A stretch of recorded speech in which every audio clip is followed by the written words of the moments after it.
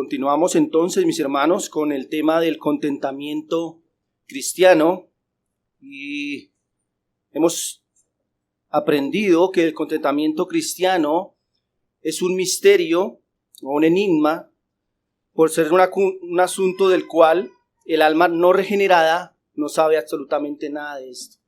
Hemos dicho que solamente aquellos que han sido objeto de gracia pueden entender lo que es el contentamiento cristiano en medio de dificultades.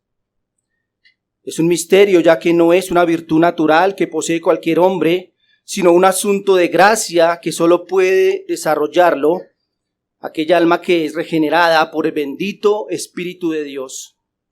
Es un misterio porque es feliz bíblicamente un hombre y a la vez satisfecho, pero también es el más insatisfecho del mundo. Es un enigma porque viene no por tener más, sino por desear menos. Es un asunto raro, ya que solo se puede obtener por medio de la persona de Jesucristo. Ahora, hemos dicho que además de ser un misterio, también es un arte. Es decir, que debe ser aprendido. Pensemos en un erudito de las Sagradas Escrituras y debemos decir que él posee un gran conocimiento en la palabra, pero sin embargo él comenzó como todos, aprendiendo el ABC del discipulado. Luego estudió la médula teológica y luego se especializó en los idiomas originales. Por ejemplo, escritores del estilo de George Lawson, maestros de antaño, se dice que se habían memorizado casi toda la Biblia en inglés y grandes porciones de las mismas en los idiomas originales hebreo y griego. John Dack, escritor del Manual de Teología y Orden de la Iglesia, Arthur Pym, escritor de los atributos de Dios y la soberanía de Dios, y solo por mencionar algunos, ellos no aprendieron de la noche a la mañana, sino que emplearon sus tiempos, sus fuerzas, sus oraciones para convertirse en eruditos de la santa palabra de Dios. Ahora, hermanos, todo creyente debe ser un erudito en el arte del contentamiento cristiano. No puede ser un analfabeta, ya que tiene al maestro por excelencia, el Señor Jesucristo. Cristo no puede ser comparado a ningún otro maestro, por inteligente y pedagógico que éste sea. Cristo posee un estilo de enseñanza sorprendente. La gente que lo escuchaba decía que quedaban sorprendidos de su autoridad, que no enseñaba como los maestros de su época y era obvia su sabiduría. En sus discursos, Jesús pronunciaba palabras tan sublimes, con tremenda autoridad y con un significado tan impactante que las personas que lo escuchaban quedaban asombradas de su doctrina. Juan capítulo 7 versículo 15 nos dice: y se maravillaban los judíos diciendo, ¿cómo sabe este letra sin haber estudiado? Mateo 7:29 dice, porque les enseñaba como quien tiene autoridad y no como los escribas. Asimismo, las palabras de Cristo fueron respaldadas por una vida santa y justa delante de los hombres. Cristo no solo enseña entonces con sus palabras, sino da el ejemplo perfecto de contentamiento en todas las circunstancias que vivió, pero también da fuerzas a cada creyente para que seamos alumnos de su escuela y seamos victoriosos y salgamos victoriosos de las pruebas. Así que, hermanos, por tanto, nosotros que somos sus discípulos debemos no solo asombrarnos de su doctrina, sino seguir sus pasos, seguir sus palabras y tratar de imitar su ejemplo. Así que hoy iniciaremos un nuevo tema en este estudio del contentamiento cristiano. Ya esta unidad la he llamado las lecciones que Cristo enseña para llegar al contentamiento. Las lecciones que Cristo enseña para llegar al contentamiento. En este día, con ayuda del Señor, trataremos 3 lecciones que Él nos enseña para llegar al contentamiento. Se las voy a decir rápidamente, pero vamos a ir una tras una. Dice, la primera lección es la autonegación. Cristo nos enseña que para llegar al contentamiento debemos negarnos a nosotros mismos. La segunda lección que Cristo enseña es la vanidad de las cosas del mundo.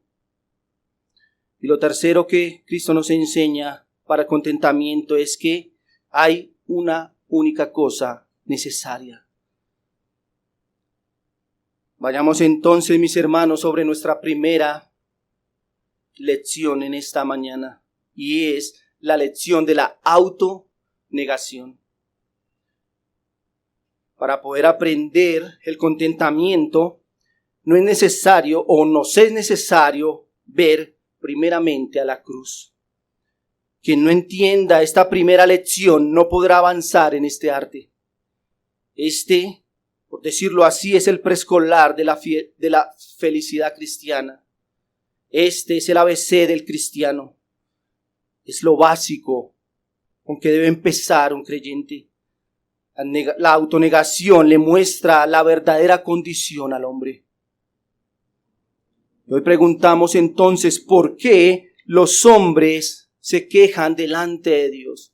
¿Cómo una criatura tan insignificante como el hombre puede contender con su Hacedor?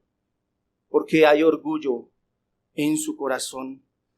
La respuesta entonces a esta pregunta es porque ellos, o el hombre, se siente tratado de una manera inferior. Él cree que merece algo. Cree ser algo. Pero el hombre piadoso, el que ha entendido o el que entiende esta lección de Cristo, se baja de su pedestal y se pone en su lugar, en el lugar que le corresponde. Por ejemplo, hermanos, piense en lo siguiente. No sé si usted ha visto un instrumento que es redondo, es grandísimo, el nombre de él es gong, y con un martillo o con un instrumento le pegan, ¿cierto? Duro, y eso suena terrible, produce un sonido fuerte. Pero quiero que imagine dándole de la misma manera a una espuma, algo blando. ¿Qué sonido puede producir la espuma? Le pega, se hunde, pero vuelve a su lugar. Creo, mis hermanos, que así es el corazón de muchos de los hombres. Unos son como ese gong, que al golpearlo cuando vienen las aflicciones, producen solamente queja, ruido, porque están endurecidos. Pero otros son como esa espuma, que aunque también se golpea fuerte, no produce ruido. ¿Y por qué razón pasa esto? Porque el corazón del hombre está totalmente endurecido. Y cuando vienen las pruebas, cuando vienen las dificultades, se queja, produce mucho ruido delante del Señor. Mientras que un corazón que reconoce su condición se amolda a cualquier providencia que el Señor le quiere poner. Este corazón es suave, es blando y humilde. Es por el corazón entonces endurecido y envanecido del hombre que se cree superior a su Hacedor, a su Creador, y éste lo lleva a contender con él y no poder hallar contentamiento en sus tratos. En la Escritura, hermanos, el Señor claramente exige que quien quiera ser su discípulo debe negarse a sí mismo. Quiero que vaya conmigo a Lucas capítulo 9, versículo 23 y 24.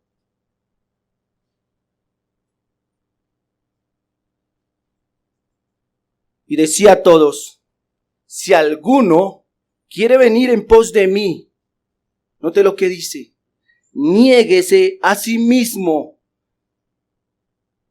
tome su cruz cada día y sígame. Porque todo el que quiera salvar su vida, la perderá, y todo el que pierda su vida por causa de mí, la salvará. Quiero, hermano, entonces que note lo que le dije hace unos minutos atrás, y es que la autonegación es el ABC del creyente. Si no aprende que debe negarse a sí mismo, no puede seguir avanzando en su discipulado cristiano. El texto dice, si quieres ser mi discípulo, ¿qué debes hacer? Primero, negarte a ti mismo. ¿Por qué? Porque mientras estés allá arriba, en ese pedestal, nunca podrás comprender mis tratos. Nunca. Así que la autonegación, hermanos, quiero que miremos lo que es la autonegación o lo que consiste la autonegación, y aunque no puedo hacer un estudio de esta doctrina, que es un estudio profundo, quiero darles algunas características o en qué consiste lo que es la autonegación. Lo primero que debemos entender es que la autonegación consiste en entender que no somos nada. Y no me miren mal, hermano. No lo estoy ofendiendo. Le estoy diciendo lo que la Escritura, o le voy a comprobar lo que la Escritura dice. Quiero que vaya a Gálatas capítulo 6, versículo 3. Porque el que se cree ser algo, no siendo nada, a sí mismo se engaña. Podemos ver por medio de la Escritura que ella nos muestra que los hombres no somos absolutamente nada.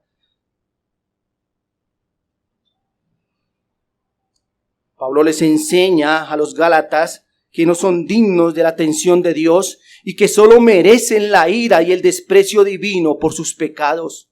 Sin embargo, hermanos, ellos fueron mirados en gracia. Por eso a ellos no les importa mucho los sufrimientos, porque saben que no son absolutamente nada. Cuando entendemos que no somos nada, ¿por qué reclamar? El apóstol Pablo entendió de una forma maravillosa esta verdad. Quiero que mire y note sus palabras en 1 Corintios, capítulo 15, versículo 9 y 10.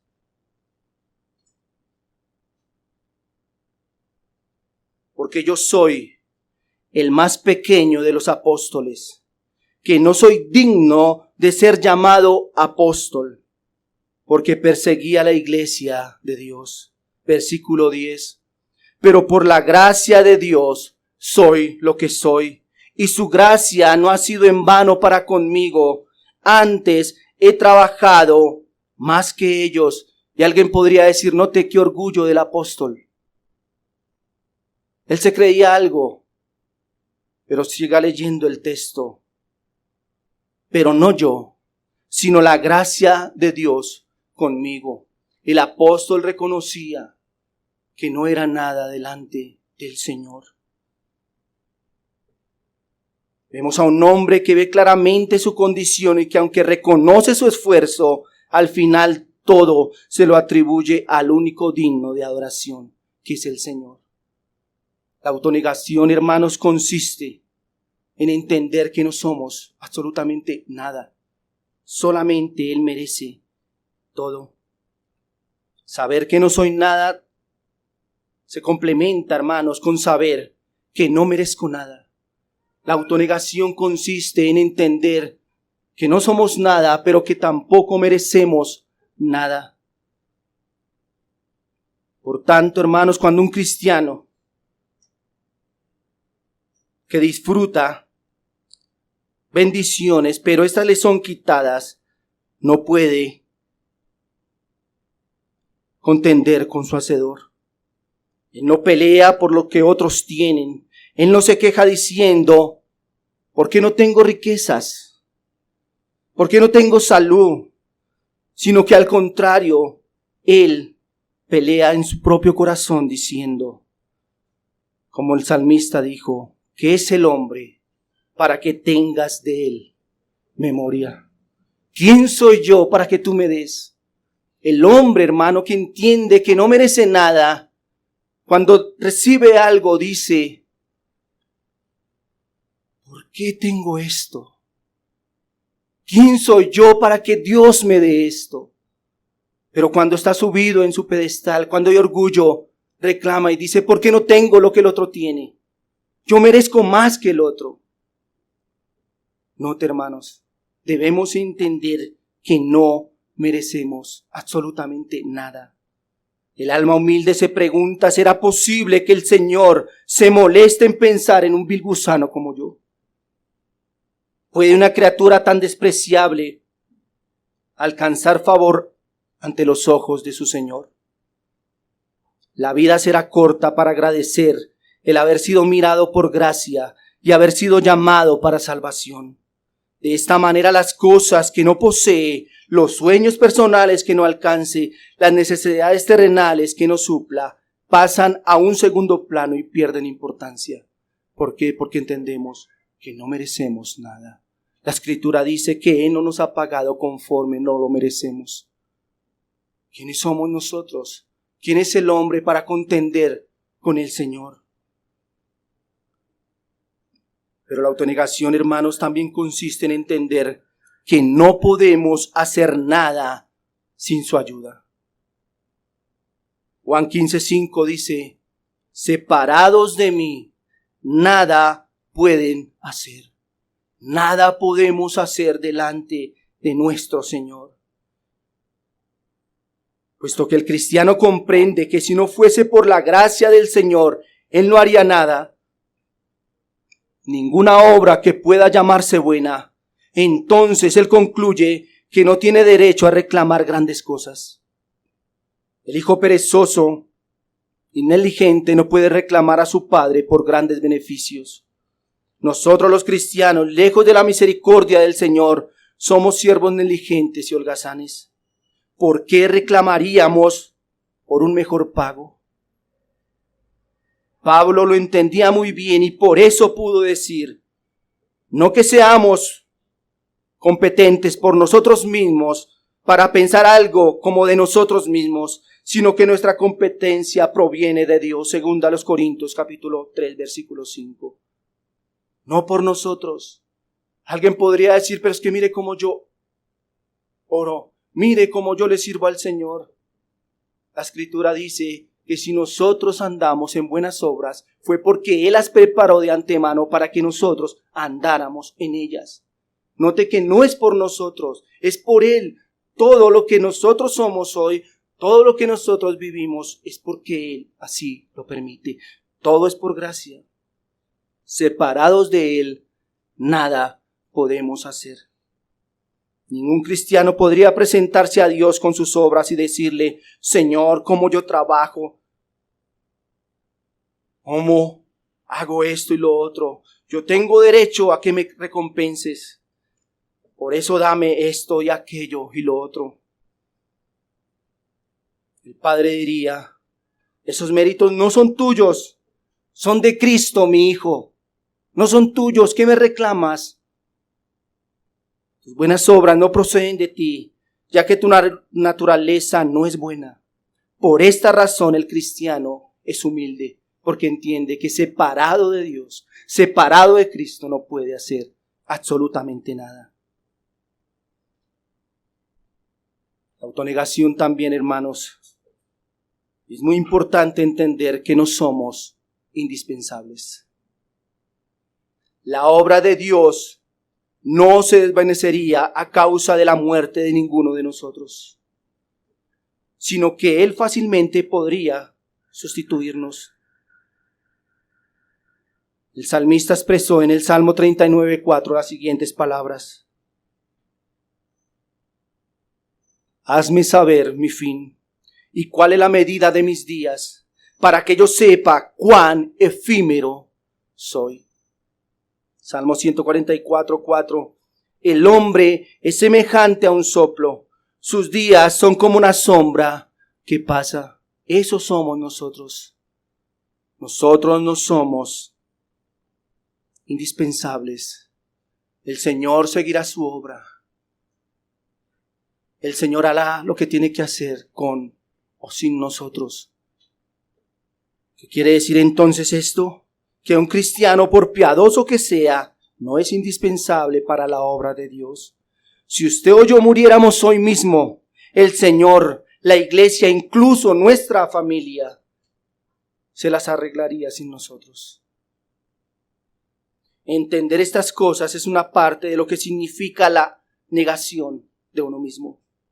Debemos humillarnos y darnos cuenta de que no somos tan importantes ni tan necesarios. Entonces cada dificultad nos parecerá pequeña y cada bendición muy grande. Mis hermanos, el alma piadosa que entiende estas cosas no se atrevería a reclamar algo, se arrodillará a llorar por lo que el Señor le da, no por lo que no tiene, no a reclamarle al Señor, sino se humillará diciendo, ¿por qué es que lo tengo? Peleará en su mente diciendo, ¿por qué siendo tan gusano tú me lo das? ¿Ve la diferencia, hermanos? Dirá, Señor, ¿por qué me diste esto si no lo merezco? ¿Por qué me salvaste si solo merecía el castigo? Así que, hermanos, debemos entender que para poder alcanzar el contentamiento cristiano, debemos negarnos a nosotros mismos. Entender quiénes somos. No somos nada, no merecemos nada. Separados del Señor, nada podemos hacer. No somos indispensables. Pero hermanos, el Señor Jesucristo nos enseñó la autonegación, no solamente con sus palabras, sino con su propio ejemplo. Nuestro Señor es un maestro fuera de lo común. Él no solo dio la cátedra, como hacen los maestros humanos. Un profesor enseña un tema independientemente de lo que practiquen sus estudiantes o no, o él mismo. Hay maestros de nutrición obesos, profesores de medicina que fuman, maestros de derecho corruptos, pero Cristo magnifica sus enseñanzas al vivirlas. Él no solo enseñó con sus palabras, sino que después levanta su voz y dice, mírenme a mí, hijos, y así deben hacer ustedes. Yo que soy todo, yo que merezco todo, yo que nada pervierto, yo que soy el dueño de los más magníficos dones, yo les mostraré cómo eso se hace, la autonegación. Nadie jamás se ha negado a sí mismo como lo hizo Jesucristo. Isaías profetiza en Isaías 53:7 diciendo, angustiado él y afligido, no abrió su boca, como cordero fue llevado al matadero, y como oveja delante de sus trasquiladores, enmudeció y no abrió su boca. El hombre debe entender que no es absolutamente nada, y sin embargo le cuesta negarse y entender eso. Cristo, siendo el dueño de todo, se negó a sí mismo. Él nos muestra su ejemplo. Pablo también describe la abnegación de nuestro bendito Salvador en las palabras a los Filipenses, capítulo 2, versículos 7 y 8. Sino que se despojó a sí mismo, tomando forma de siervo, hecho semejante a los hombres, y estando en la condición de hombre, se humilló a sí mismo, haciéndose obediente hasta la muerte y muerte de cruz. El Señor no merecía estar allí. Sin embargo, enmudece, calla, acepta y se niega a sí mismo, renuncia, obedece. Hermanos, este ejemplo debería avergonzarnos cuando el alma solo nos invita a quejarnos de Dios por su providencia para nosotros. No lo hizo el santo, el justo. ¿Cómo entonces, como creyentes, osaríamos pecar delante de Dios al reclamarle, no siendo absolutamente nada? Estas cosas que he explicado, reunidas en un alma, es lo que llamamos la autonegación. Quien reconoce que no es nada, que no merece nada, que no es capaz de hacer nada por sí mismo, que es tan vil que si recibiera dones de Cristo los pervertiría, y que no importa si es cortado porque no es indispensable. Esta alma entonces está aprendiendo su primera lección del contentamiento cristiano.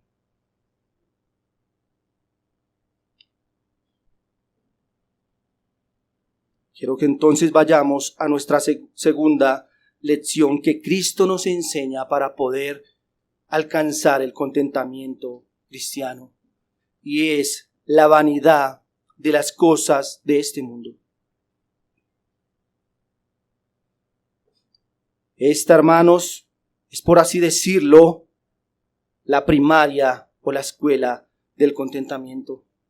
nada satisface al hombre sino Dios. La palabra vanidad en hebreo tiene varios significados. Significa soplo de aire, significa vaciedad, algo pasajero. No hay nada en la criatura en lo que ella pueda obtener satisfacción. Muchos piensan que no poseen contentamiento a causa de las cosas terrenales que les faltan. Ellos piensan si suplieran estas cosas, si se pudiera suplir todo lo terrenal, entonces allí habría satisfacción. Pero quiero que piensen lo siguiente, hermano, y quiero ilustrar esto de la siguiente manera. Piense en un hombre que lleva varios días sin alimento y ya su estómago, como decimos, le está pasando cuenta de cobro. Ya está sintiendo. Y él dice, bueno, tengo una necesidad, tengo hambre, ya sé cómo voy a calmar esta necesidad. Él se para, abre la boca y se queda unos minutos allí. Y cierra la boca y dice, bueno, no estoy satisfecho. Seguramente es porque no he comido tanto aire. Si como más aire, entonces ahí estaré satisfecho. ¿Qué le diría a usted? Puede quedarse toda la tarde, toda su vida ahí con la boca abierta, pero nunca podrá suplir su necesidad. ¿Por qué razón, hermanos? Porque no hay alimento. Su estómago necesita alimento. El estómago fue creado para que se sacie solamente ¿con qué? Con el alimento.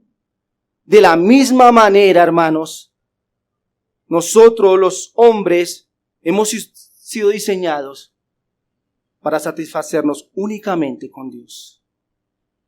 Únicamente con el Señor. Por eso,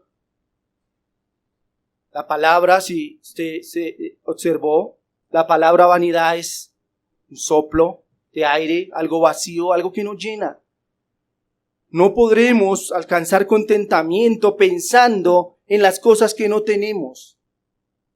Yo no sé si a usted le pasa o le ha pasado que usted quiere y desea algo y usted lucha por eso y cree que cuando lo consiga va a estar feliz y contento.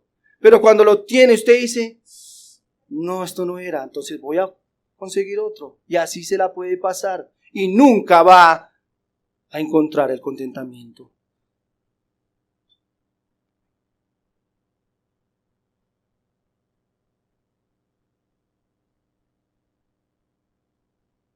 Perdón, hermano, me pasé.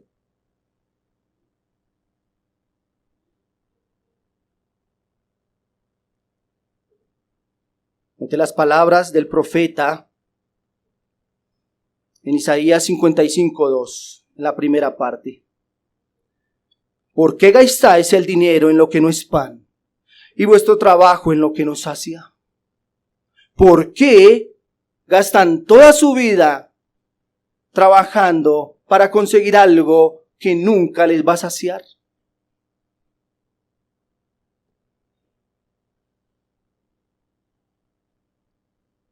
Juan 6:27, el Señor dice, trabajad no por la comida que perece, sino por la comida que a vida eterna permanece.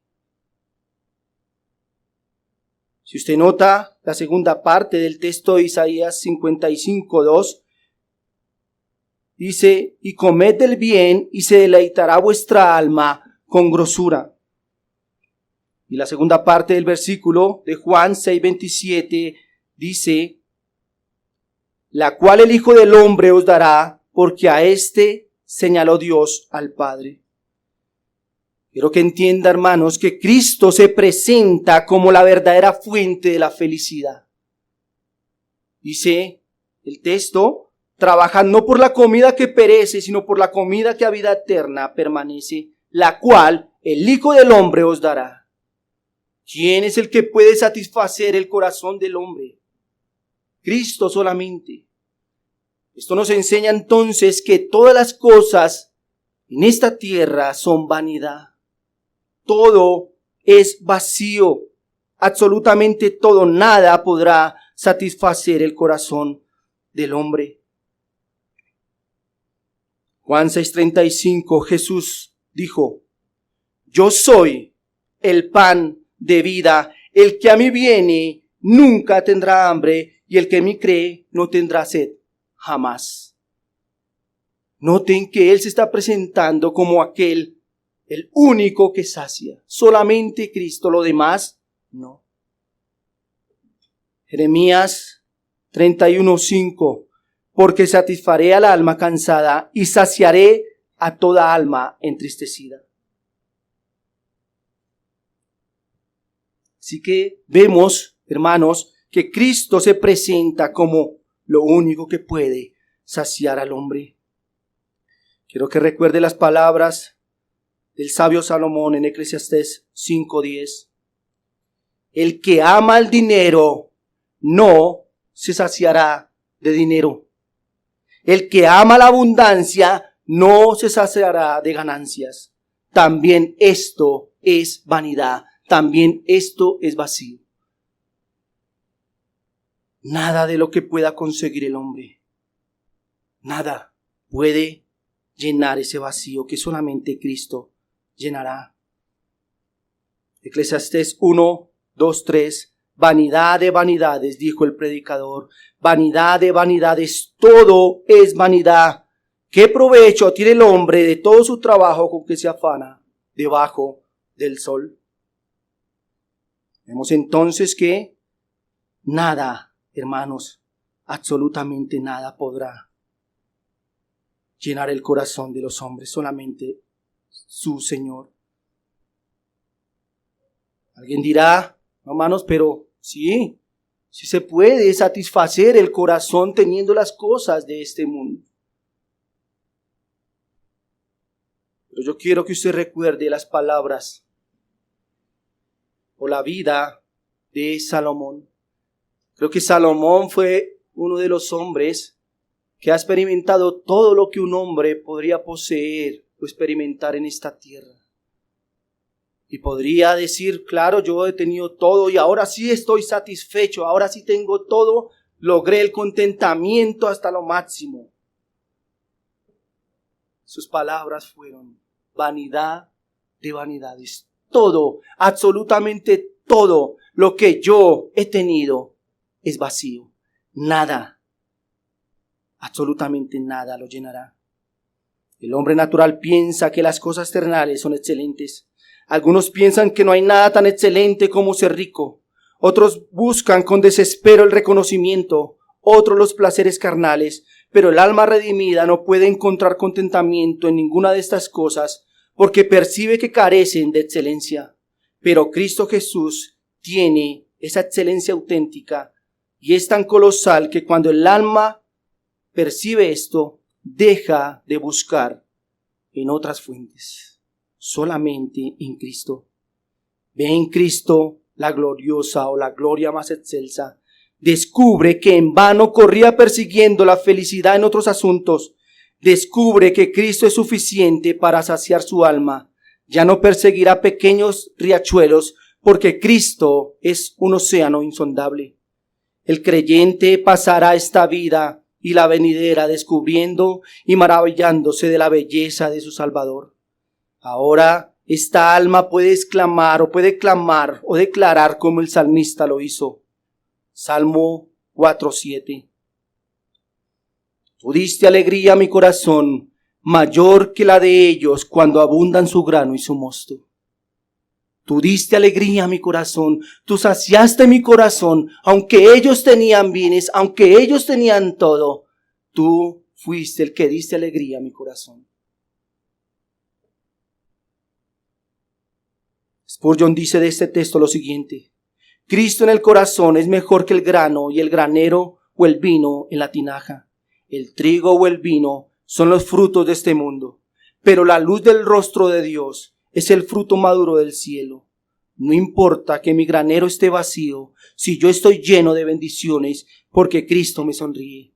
Pero si tengo todo lo que este mundo puede ofrecer y no tengo a Él, no tengo a Cristo, sigo siendo pobre, miserable, por mucho que posea. Él entendió que solamente Cristo podría saciarlo. Entonces el alma, que en primera medida conoce el significado de la autonegación y comprende los misterios gloriosos del Evangelio, está preparada para comprender que todas las cosas de este mundo son vanidad. Que nada podrá saciarlo. Y allí entonces, hermanos, podrá llegar y podrá instruirse en el arte del contentamiento. Permítame darle una última lección en esta mañana. Y es que Cristo nos enseña que hay una sola cosa necesaria. Alguien podrá decir, hermano, ahí se equivocó, porque las necesidades de los hombres son muchas. Todos los días nos levantamos y trabajamos y nos esforzamos porque son muchas las necesidades que nosotros tenemos. Y a eso yo le contesto, claro que sí, hermano. Son muchas las necesidades que nosotros tenemos y son importantes. Pero la Biblia dice que hay una sola cosa necesaria y que si esa está suplida, si esa necesidad está suplida, allí es donde habrá contentamiento bíblico. Esta lección se encuentra en Lucas capítulo 10, versículo 38 al 42. Respondiendo Jesús le dijo, Marta, Marta, afanada y turbada, estás con muchas cosas, pero solo una cosa es necesaria, y María ha escogido la buena parte, la cual no le será quitada. En esta ocasión el Señor Jesús se encuentra en casa de Lázaro y sus hermanas. Una de ellas estaba muy preocupada por las atenciones y la logística del evento, mientras que la otra hermana, María, estaba ocupada y preocupada por escuchar al Maestro. El Señor Jesús, con esta respuesta que le da a Marta, no está diciendo que en esta vida no podemos dedicarnos a nada que no sea asuntos del Señor, o sea, solamente estar en la iglesia, solamente debemos buscar al Señor y las demás cosas tienen que pasar a un segundo plano. De ninguna manera el Señor estaba enseñando esto. Pero el problema de Marta no era el servicio, ya que esta es una virtud de todo creyente. El asunto problemático radica en que ella se distrajo con muchos quehaceres. No solo las cosas pecaminosas obstaculizan una relación viva y fuerte con el Señor, sino también una preocupación excesiva, una ansiedad y distracción con las cosas legítimas. Por lo tanto, el Señor Jesús está diciendo cuál es la única cosa que es realmente ineludible, el único asunto que es vital, la única cosa que es necesaria sobre todo lo demás, y esta es sentarse a los pies de Jesucristo. Cantábamos un himno, a los pies de Jesucristo. A los pies de Jesucristo quiero estar. Note, hermanos, que aquel alma que ha entendido que no es nada, que no merece nada, aquel alma que ha entendido que todo esto en esta vida no podrá saciarlo, ¿qué quedará hacer? Estar a los pies de Jesucristo, porque entiende que solo Él tiene vida eterna.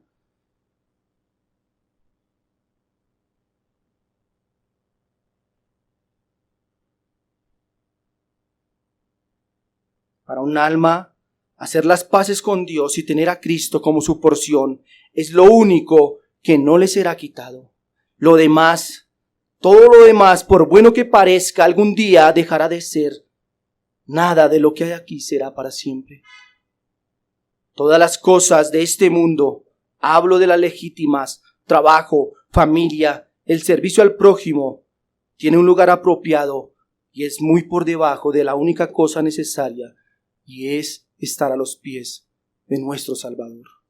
Solo Él tiene vida eterna.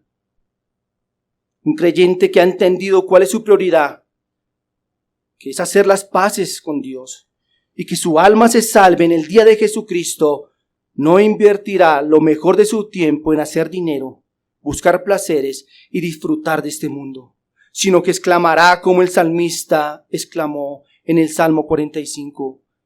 Eres el más hermoso de los hijos de los hombres, la gracia se derramó en tus labios, por tanto Dios te ha bendecido para siempre. El salmista entendió que de los labios de Cristo salía vida eterna y por eso quería estar junto a su Salvador. Cristo comunica al alma entonces la única cosa necesaria. Cristo hace que el miedo a la eternidad caiga sobre nosotros y hace que tengamos una visión real de las cosas eternas y nos da deseos santos por esas cosas. Entonces el temor se apodera del corazón y aleja la preocupación por algo más. Ay, hermanos, si esto fuera una realidad en nuestras almas,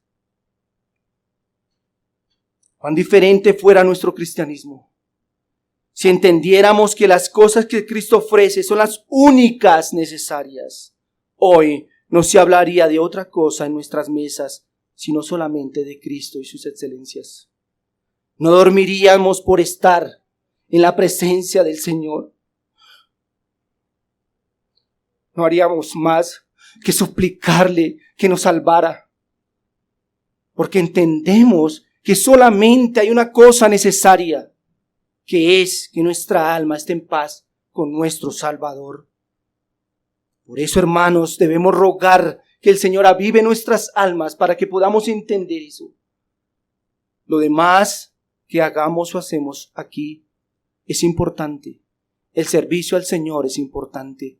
El sostener, escúchenme hombres, el sostener a nuestros hijos es importante. Suplir su necesidad física es importante. Pero el alma es más importante que esto. Debemos esforzarnos por tener a Cristo en nuestras vidas. Debemos enseñar a nuestros hijos con nuestro ejemplo cuáles son nuestras prioridades. ¿El Señor? La historia nos cuenta que en la época del antiguo Imperio Romano, Pompeyo, un gran militar, se encontraba en el mar en medio de una gran tormenta y necesitaba llegar a Roma con un suministro de maíz para aliviar la escasez. Pero en medio de esto se presentaron muchos peligros. Pero él declaró: debemos seguir adelante porque es necesario que Roma exista, pero no es necesario que nosotros vivamos. Él entendía lo que era necesario. No importa si tenemos que pasar todas nuestras vidas aquí en escasez. Si nuestra gran necesidad está suplida, allí, hermanos, es donde hay un contentamiento real. Si esa necesidad está suplida. Pregúntese entonces, hermano, ¿qué es lo que lo aflige aquí? ¿Qué es lo que inquieta su corazón? ¿Qué le roba el sueño por las noches? Si acaso no son los asuntos secundarios de este mundo. Reflexione, hermano, usted. Si hoy se encuentra afligido, es porque su corazón no está ocupado en la única cosa necesaria. Isaías 55:2. ¿Por qué gastáis el dinero en lo que no es pan y vuestro trabajo en lo que no sacia? Oídme atentamente y comed el bien, y se deleitará vuestra alma con grosura. Solamente un alma que se alimenta de Cristo, de su Señor, podrá tener un contentamiento real. El estado de los creyentes es un estado de dicha y de gozo, pues poseen a Cristo, son herederos de su belleza y de sus riquezas. Su futuro está asegurado. Viven bajo un pacto de gracia incondicional y eterno. Esto trae al alma contentamiento real, ya que es la única cosa necesaria. Hermano, usted podrá notar que las personas más felices que usted conoce son aquellas que se mantienen ocupadas y preocupadas por glorificar a Cristo con sus vidas. Por el contrario, las más descontentas e insatisfechas son aquellas que permanecen pensando en su aquí y en su ahora. ¿Por qué no tengo? ¿Por qué me falta? ¿Qué hago para conseguir? Son las más insatisfechas del mundo, porque no entienden que hay algo que necesitan tener para poder lograr el contentamiento, y es a Cristo. Hemos visto entonces 3 lecciones que enseña Cristo al alma para guiarla al contentamiento. Quien quiera aprender este arte y misterio debe asegurarse de comprender las palabras de Cristo y de imitar su ejemplo. Recuerde, hermano, la primera lección, que es la autonegación. Mientras el corazón esté endurecido, se quejará por los golpes. Pero donde el corazón ha reconocido que no es nada, que no merece nada y que nada puede hacer sin Cristo, entonces habrá bendición. Y no importa cuántos golpes o qué tan duro golpe reciba, este corazón se amoldará a las providencias de su Señor. No olvide, hermano, la criatura es vana, y vanas son las cosas de este mundo para darnos satisfacción. Nada satisface al alma, sino solamente Dios. Y por último, hay una sola cosa necesaria, y es estar a los pies de Jesucristo. Permítame, hermanos o amigos, terminar diciéndole lo siguiente. Creo que como iglesia hemos recibido hoy una lección o 3 lecciones para nuestra vida. Pero quiero terminar hablando aquel hombre, aquel niño, aquel joven que no ha venido a los pies de Cristo. Usted ha escuchado hoy de la misma boca de Jesucristo que hay una sola cosa necesaria y es estar a cuentas con Dios. Poseer a Cristo y estar preparado para la eternidad. Y pregunto hoy, ¿has pensado en esto?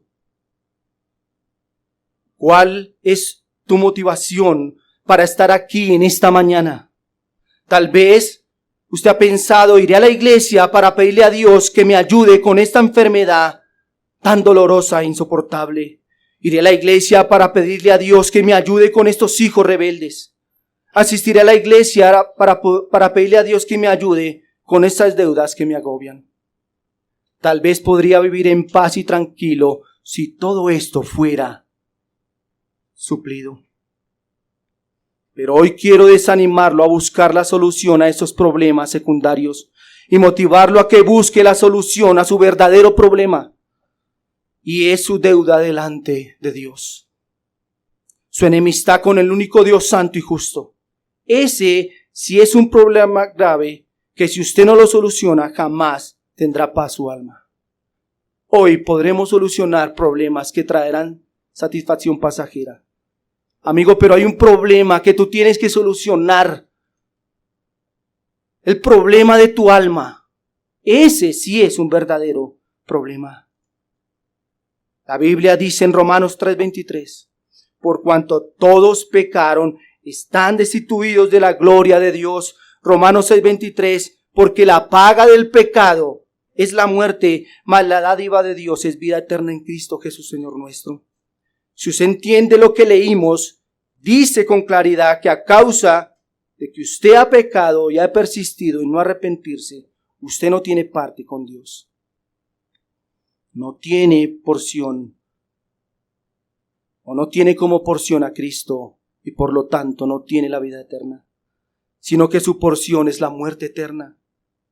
Tal vez usted reflexionó, pero ¿cuál es mi pecado? ¿Pecado yo?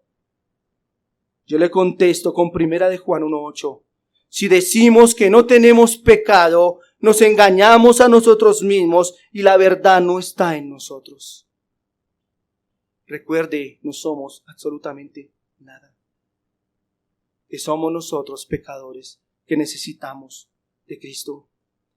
Amigo, por tanto, hoy te digo, no añadas más pecado al que ya tienes, resistiéndote a creer y despreciando la salvación que se te ofrece gratuitamente. Pero junto con esta mala noticia de que eres un pecador y que tienes una deuda muy grande delante de Dios, también te traigo una buena noticia. Y es que 1 Juan 1:9 nos dice, si confesamos nuestros pecados, Él es fiel y justo para perdonar nuestros pecados y limpiarnos de toda maldad. Hoy has persistido en tus pecados.